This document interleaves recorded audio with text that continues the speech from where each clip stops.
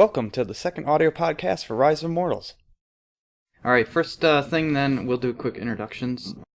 I'm Steve Wetherill. I'm the producer and Trovok in the forums. I'm Amanda Flock. I'm the lead designer and PG Bacon on the forums. Tasty. I'm Mike Berman. I am a technical/effects artist, and I go by Mike B on the forums. That's a pretty original name. Yeah. It took me a while. And I'm Slash, Mr. Slash. No, I'm just Mr. Anderson. I go by Barrick in the forums. And we all like wine, as evidenced by the Freeze Frame Fridays, if you guys have seen them in the forums. Oh yeah, do people comment on that? Oh yeah. I was going to go see the third Transformers movie. I heard it was pretty good. Yeah, I did too, but I heard it was the best, know. and I heard it was also the worst. If it's somewhere in between, then I'll be fine. If it's in between being the best or the worst, if it's just meh. If it's just another Transformers, sold. So what's your favorite right now, Steve, and what was it before? It remains, my favourite remains Kairi. She's been nerfed a little bit, probably for the better. I think it's a little more difficult, the kills with her ult, and some of her damage has been toned down, but she's still a lot of fun to play. My favorite right now is Iceland. Actually, she's a nice, well-rounded, balanced character, and I've actually found that I really enjoy playing support. Icor was my last favorite character last time we did these podcasts. What happened to Icor? I decided to just start playing Iceland. I like healing and shielding people and wolfing around. And you like females. And I like playing chicks. Turned over a new leaf. I'd say my favorite now has to be Nethergist, which is kind of a hard choice for me, because now that we have the bling bling Psychozin skin in, I really like playing him still, and now that I can roll around the street with my 24s, it's... If you practice, you'll get good at him. Oh, if I practice, I'll get good at him. I think I'm the only one who plays him still. Yeah, you need to practice. But Nethergist is a really fun character to play. He's got a lot of great utility with his abilities. He's, he's a bit different from our other intelligence-type characters. He doesn't have a lot of direct damage, but he has a lot of damage over time. And with his ultimate, you can really, carve out, danger zones for your enemy and kind of manipulate their path. And he's really unique in the sense that, players that are playing against him really have to pay attention in order to survive. So we got some really cool skins coming down the line for him that are going to be fun for the community. They're going to be thrilling. Yay! But there's some really cool skins coming down the line for him, and I will be purchasing them myself. Steve has assured me that it'll take it out of my paycheck. Yeah. So Matt, what's your favorite Immortal now? Let me guess. It's not Aislinn? It's the only character that you play. Well, I did play Balak briefly. Lazarus was my favorite. It begins with an A, ends with an Azarus. Begins with an L, ends with an... Never mind. Yeah. She was thinking Aislinn. Azlarus. No, I don't like Aislinn. Who are you playing now? Lazarus. Balak came onto the scene, and I thought Balak was pretty cool. Just kind of lost interest. Well, I guess we could talk about Balak, because we've made some adjustments to his abilities, which haven't been seen yet. We have switched his E and ult, so Headshot is now the ult. Premium Powdered Bullets is now E, or his third ability. Headshot is now a single target, so no more charging, no more channeling to get the charges. It's now a single target. It does damage. It's a percentage of your attack damage. It starts at over 100% and scales, and it silences the target. And then Premium Powdered Bullets is now a toggled self-buff, so whenever that is active, it will chew up mana with each shot, but each shot does splash damage, very similar to Cytheria's Spiritual Blast. What else have we got? Anything that we talk about right now that goes out this week is going to probably be in the community's hands.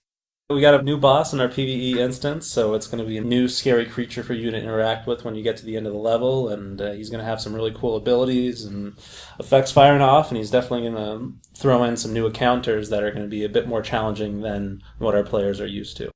Yeah, there's a bit of a learning process, on the development side, but we definitely want to make this map a challenge. It's not meant to be a cakewalk. Do not expect it to be Care Bear nerfed, but it will be significantly less frustrating, I guess, than it is right now. I think the missing layer of our persistence has finally been implemented with this latest patch, and that is the artifact screen. Artifacts are... Every Immortal has their own artifact page, just like they have their own discipline tree.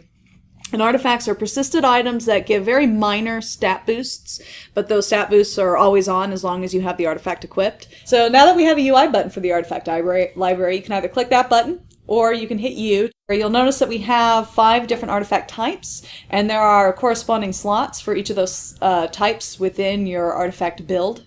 We're also in the process of kind of doing an overall balance pass on that map. So we're basically, our goal is to alleviate that initial push at that first T-junction.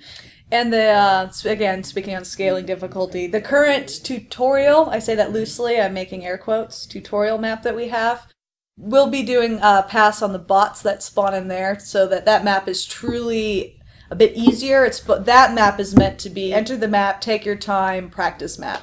And a big problem that a lot of new players have coming into MOBAs is they come in and if it's a new game, they don't know the abilities, they hop into a PvP match, and they're not using their abilities to the best of their power. So now they have a chance to actually use it in a non-competitive setting. It's a little bit more relaxed. People can get familiarized with their abilities and start to use them before. So it's a nice way just to warm yourself up for a new character, either a new person or an experienced player, just to hop in. You're still going to earn your currency. So if you win, you're still going to get a reward for it, just like you would in PvP. So it's a great way just to learn new characters. We have a community question here from Dictator. He says, you have like 1VE and 5VE, and it's harder as you get more people in the game. Is that true? Like 5v5s are way harder than 2v2. There is more opportunity for more skill on a team, and there's also the inverse. There's more opportunity for less skill, because there's a lot more places to spend. There's a lot more going on. 5v5 is really where ultimately the fun is. Oh, yeah, absolutely. That's the main game mode of this Yeah. genre. Till we introduce 10v10. Oops. Dum dum dum. Did we let that slip? Oh, I've mentioned it before. I have plans. Are we serious? I'm serious. I We're have for plans. reals right now. We are for reals. You play for 8 hours and then you have to be tagged out. Yeah. Level 20 Lazarus, tag in level 1 Kyrie. Right. I want to mention that Game Replays has been one of our major community fan sites, and they've put together a really cool little guide. We also promoted the Game Replays tournament, which is on July 17th. We're giving away some petroglyph coins, including t-shirts and mouse pads and whatever we can find in the swag closet. Life-size Tatiana cardboard cutouts. Yep. The Just free before- open beta that's- skin. that's Free cute open for beta that. skin is the Psychozen King of Bling. So he's a golden, blingful. Rolling on 22s. And then it becomes exclusive once we commercially launch. You will not be able to buy Yeah. that skin. But if you took part in open beta, you will get to play that skin. All the closed beta participants will have it too. Yep, right? and everyone that took part in closed beta is grandfathered into open beta. We also got some, given the current holidays, or previous holidays, we have some patriotic skins coming in for Lazarus as well. What we decided to do with Lazarus with the banners is, this is actually based off of an idea provided by one of our community members on the forum. We have some flags. Some flags for people's countries of origin. We're just starting out with 3 for now. We'll see how popular this is, and if it catches on, we'll definitely incorporate more and probably even introduce us into the other characters. Yeah, I guess to wrap it up, we always appreciate the community's feedback, and we've been hammering this home in closed beta quite often, trying to respond to the community feedback in the forums.